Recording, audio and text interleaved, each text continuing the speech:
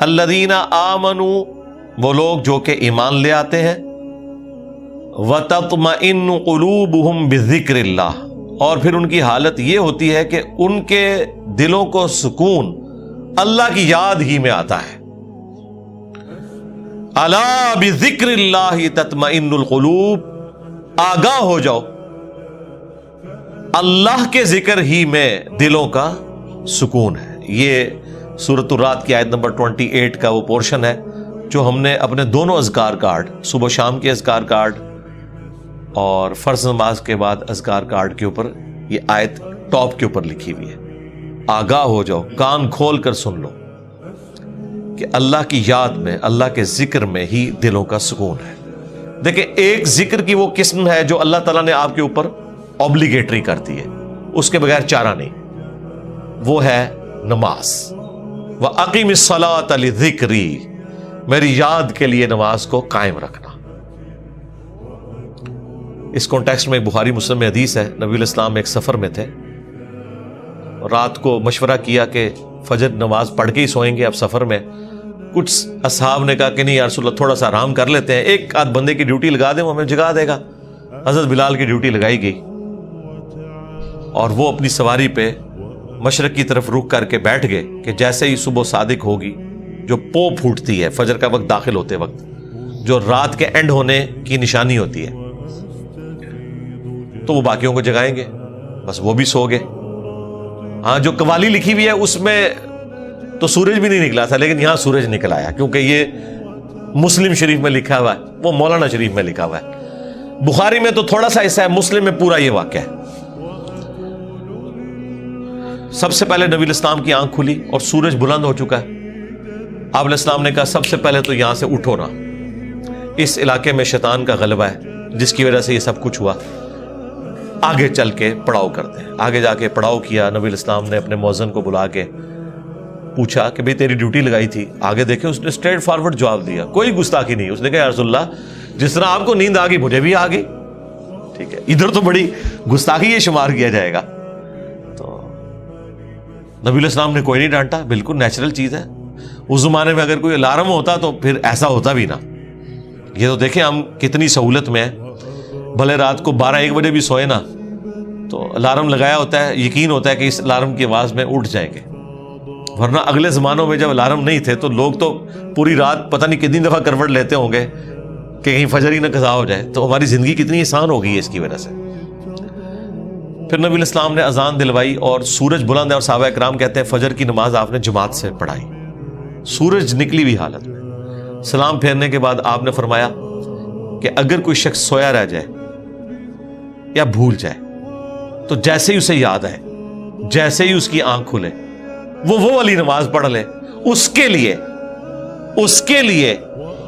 وہی اس نماز کا ٹائم ہے، اس کے لیے۔ اس کو روٹین نہیں بنانی، اور تسلی بھی یہ دے دی کہ ٹینشن بھی نہیں لینی، ٹھیک ہے اگر ایسا معاملہ ہو گیا اللہ معاف فرمانے والا ہے، جان بوجھ کے تو نہیں کیا، اور تمہاری وہ نماز قضا بھی نہیں ہوگی۔ ظاہر ہے کہا اس کے لیے اس کی نماز کا ٹائم وہی ہے، وہ قضا بھی نہیں ہوئی، ادا پڑھی ہے تو جماعت کرائی ہے نا، ورنہ سورج نکلی ہوئے فجر کی نماز کا ٹائم تو نہیں ہوتا۔ اور پھر آپ نے اینڈ پہ قرآن کی آیت تلاوت کی، سورہ طٰہٰ کی، وَأَقِمِ الصَّلَاةَ لِذِكْرِي، میری یاد کے لیے نماز کو قائم رکھنا۔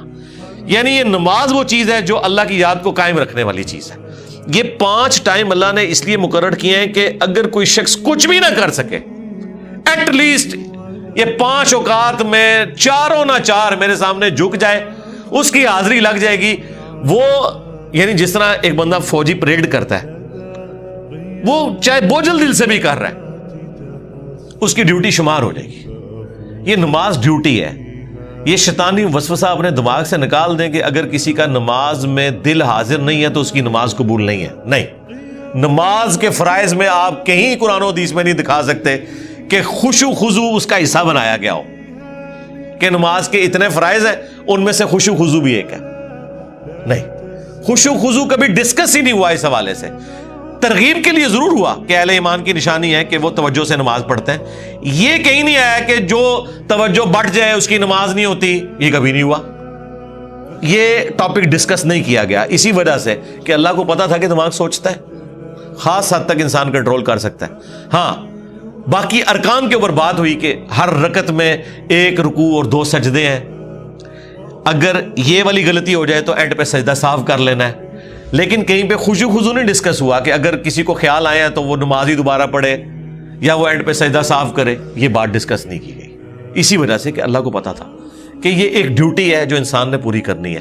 اور اس دھاگے کے ساتھ انسان پھر بندہ رہتا ہے جب, تو یہ 5 اوقات میں جب اللہ کے سامنے آتا ہے نا تو پھر وہ اللہ تعالیٰ سے اپنا دامن چھڑا نہیں سکتا.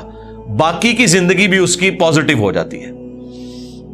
جو اللہ تعالیٰ فرمایا کہ نماز بے حیائی اور برے کاموں سے روکتی ہے اگر کنٹینیوسلی انسان پورے پروٹوکول کے ساتھ نماز کو پڑھتا رہے. تو میری یاد کے لیے نماز کو قائم رکھنا, یہ حدیث بخاری میں بھی ہے اور مسلم کے اندر بھی. یہ کتنی ڈھارس بنانے والی چیز ہے. تو یہ وہ ذکر کی فارم ہے جو اللہ تعالیٰ نے اوبلیگیٹری رکھ لی. اسی طریقے سے اپنے مال میں زکوٰۃ دینا, یہ بھی وہ فرض ذکر ہے اللہ کا جو آپ نے کرنا ہے. اللہ کی یاد, مال خرچ کریں گے تو جس کے لیے خرچ کر رہے ہیں اس کی یاد میں کر رہے ہیں, اور یہ پتہ ہے کہ اس نے پوچھنا ہے کہ نہ اگر زکوٰۃ دی تو تمہارے ساتھ یہ کیا جائے گا. جو سورہ توبہ میں آیا کہ ان کا مال جو یہ جوڑتے ہیں کنز بنا کے اور اللہ کی راہ میں زکوٰۃ نہیں دیتے تو قیامت کے دن ان کی پیٹھوں پہ, ان کے پہلوؤں کے اوپر, ان کے ماتھوں کے اوپر یہی سونا اور چاندی گرم کر کے داغا جائے گا اور کہا جائے گا کہ یہ ہے وہ مال جو تم نے دنیا میں جوڑا تھا. اور بخاری مسلم میں تو آیا کہ سانپ کی شکل میں مسلط کر دیا جائے گا, وَلِعَوْذُ بِاللَّهِ تَعَالَى. تو یہ ایک بڑا سینسٹیو ٹاپک ہے. اسی طریقے سے حج, وہ بھی فرض ذکر ہے. رمضان کے روزے, وہ بھی فرض ذکر ہے, اللہ کی یاد دہانی. لیکن نماز ایسی چیز ہے جو روزانہ 5 وقت رکھتی ہے. یعنی کوئی کتنا بھی گیا گزرا ہے, کچھ بھی نہیں کرتا, کم از کم 5 وقت اللہ کے سامنے جھکے, چاہے وہ دل سے جھکتا ہے چاہے وہ خشوع خضوع سے جھکتا ہے, اس نے اپنی ڈیوٹی پوری کرتے رہنا ہے, کرتے رہنا ہے. ایک وقت آئے گا اللہ تعالیٰ استقامت دے گا. ترجمہ یاد کریں, خشوع خضوع کا اہتمام کریں, تو انشاءاللہ اللہ تعالیٰ یہ آسانیاں پیدا کر دے گا آپ کے لیے. یہ وہ ذکر ہے جو فرض ذکر ہے. دوسرا ذکر وہ ہے جو اللہ تبارک و تعالیٰ نے قرآن کے لیے یوز کیا. اِنَّا نَحْنُ نَزَّلْنَا الذِّكْرَ وَإِنَّا لَهُ لَحَافِظُونَ. بے شک اس الذکر, یاد دہانی یعنی قرآن کو ہم نے نازل کیا اور ہم ہی اس کی حفاظت کرنے والے ہیں. تو قرآن بھی اللہ کا ذکر ہے, اللہ کو یاد دلانے والی چیز ہے, یعنی جو چیز آپ کو اللہ تعالیٰ کی یاد دلا دے, اسی لیے اسے کہا گیا الذکر.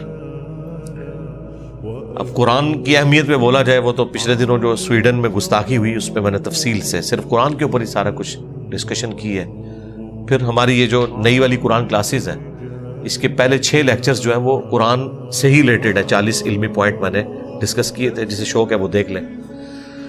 تیسرا جو ذکر ہے جی وہ ہے الذین یذکرون اللہ قیاما وقعودا وعلی جنوبہم. اہل ایمان کی نشانی ہے کہ وہ خواہ کھڑے ہوئے ہوں, خواہ بیٹھے ہوئے ہوں, خواہ وہ اپنی کروٹوں پر لیٹ رہے ہوں, ہر حال میں اللہ کو یاد رکھتے ہیں. حتیٰ کہ دیکھیں اما عائشہ سے پوچھا گیا جنابت کے کانٹیکسٹ میں, صحیح مسلم میں حدیث ہے کہ کیا اس حالت میں بھی نبی علیہ السلام اللہ کو یاد کرتے تھے؟ تو انہوں نے کہا کہ اللہ کے نبی ہر حال میں اللہ کو یاد کیا کرتے تھے, خواہ وہ جنبی بھی ہوں. جنبی بندہ صرف قرآن کی تلاوت نہیں کر سکتا, نماز نہیں پڑھ سکتا, باقی ہر ذکر کر سکتا ہے, صبح شام کے اذکار, باقی چیزیں. اس میں تو کوئی پروٹوکول بھی نہیں ہے. یہ غسل, وضو, کپڑے پاک ہونا, جگہ پاک ہونا, یہ صرف نماز کا پروٹوکول ہے. جو عام اذکار ہیں ان کا کوئی پروٹوکول نہیں ہے, وہ آپ جس مرضی حالت میں کریں. یہ لوگ کہتے ہیں جی آیت کریمہ بڑا گرم ہے جی, بغیر وضو کے نہیں کرنا چاہیے جی, خوشبو لگا لینی چاہیے. اور بھائی جس نے کیا تھا اس نے تو مچھلی کے پیٹ میں کیا تھا, سب سے زیادہ تعفن والی جگہ, یونس علیہ السلام. کوئی گرم ذکر نہیں ہے بھائی. وہ پھر ایسا ذکر ثابت ہوا کہ اللہ تعالیٰ نے ان کی اس غلطی کو, اجتہادی غلطی کو معاف کیا, اور سورہ صافات میں فرمایا اگر یونس یاد نہ کرتا ان الفاظ کے ساتھ تو جتنا اللہ تعالیٰ کا عطاب تھا نا, پھر یہ اسی دن مچھلی کے پیٹ سے نکالا جاتا جس دن مردے اپنی قبروں سے نکلیں گے. ایک جملے نے اللہ تعالیٰ کا غصہ ٹھنڈا کر دیا, لا الہ الا انت سبحانک انی کنت من الظالمین. لیکن سرکار یہ 3 دن اور 3 رات انہوں نے پڑھا ہے یہ وظیفہ. ہاں آپ ذرا ایک لمحے کے لیے سوچیں, 3 دن اور 3 رات, یہ کتنے بنتے ہیں؟ 72 گھنٹے. 72 گھنٹوں اگر آپ کو ایک ایئر کنڈیشن کمرے میں بھی مسلسل ایک ذکر کرنا پڑ جائے تو لگ پتہ جائے گا. آپ ذرا اس شخص کے بارے میں امیجن کریں جو مچھلی کے پیٹ میں گپ اندھیرا ہے اور یہ بھی نہیں پتا کہ میں یہ کروں گا تو مجھے معافی بھی ملے گی کہ نہیں, اور وہ مسلسل ذکر کیے جا رہا ہے اور یہ بھی نہیں پتا کہ کتنا عرصہ میں نے یہ ذکر کرنا ہے, اور وہاں پہ بھی کسی کرسی میں نہیں بیٹھے ہوئے ہیں. مچھلی کے پیٹ کے اندر کیا حالت ہوگی, لیکن اللہ تعالیٰ نے ان کی دعا سن لی. اتنی جاندار دعا تھی. میں تو کہتا ہوں یہ سید الاستغفار ہے. لا الہ الا انت سبحانک, اے اللہ تیرے سوا کوئی معبود نہیں, تو تو غلطیوں سے پاک ہے. انی کنت من الظالمین, میں انسان ہوں تو میں تو غلطی کروں گا. اس سے بہتر کیا انداز ہو سکتا ہے عاجزی کا, اس سے بہتر کیا انداز ہو سکتا ہے اللہ تعالیٰ کی عظمت بیان کرنے کا کہ یا اللہ تو نے تو غلطی کرنی نہیں ہے, یہ تو طے ہے. تو اگر مجھ سے پرسش کر رہے ہیں نا غلطی کی, تو میں تو انسان ہوں, غلطی کروں گا, اور مجھے اعتراف بھی ہے, میں تیری طرف رجوع لاتا ہوں. اللہ تعالیٰ نے معاف کر دیا. جامعہ ترمذی میں یہاں تک حدیث ہے کہ جو بھی یونس کی دعا کے ذریعے اللہ کی طرف متوجہ ہو, اللہ تعالیٰ اسے کبھی محروم نہیں لوٹاتا. اور یہ حصہ قرآن میں بھی ہے, وَكَذَلِكَ نُنْجِي الْمُؤْمِنِينَ, ہم مومنین کو بھی اسی طریقے سے نجات دیں گے. جب یہ دعا آئی نا سورہ الانبیاء میں, تو ساتھ یہ بھی ذکر آیا کہ انبیاء کی جو یہ دعائیں ہیں, خصوصاً یہ والی دعا یونس علیہ السلام کی, کوئی مومن بھی مانگے گا ہم اسے بھی نجات دیں گے. تو یہ جو دعائیں ہیں صبح و شام کے اذکار ہیں, جس کے اوپر میں نے پورا بلیو کارڈ لکھ دیا, اور فرض نماز کے بعد اذکار ہیں, گرین کارڈ لکھ دیا. یہ فرض نماز کے بعد اذکار, یہ صبح و شام کے اذکار. تو ان اذکار میں وہ ساری دعائیں ہیں جو نبی علیہ السلام نے کی ہیں. یہ ہماری ویب سائٹ سے بھی ڈاؤن لوڈ کر سکتے ہیں آپ, اس کی ایپ بھی بنی ہوئی ہے, PDF فارم میں بھی ہے. تو یہ اذکار کریں, صبح و شام کی دعائیں, اذکار, مختلف اوقات کی دعائیں, ٹوائلٹ میں جاتے وقت کی دعا, باہر نکلنے کی دعا, صبح اٹھتے وقت کی دعا, اور رات کو سونے سے پہلے دعائیں. یہ مختلف اوقات کی جو دعائیں ہیں, یہ وہ ساری دعائیں ہیں جو آپ نے اٹھتے بیٹھتے چلتے پھرتے کرنی ہے.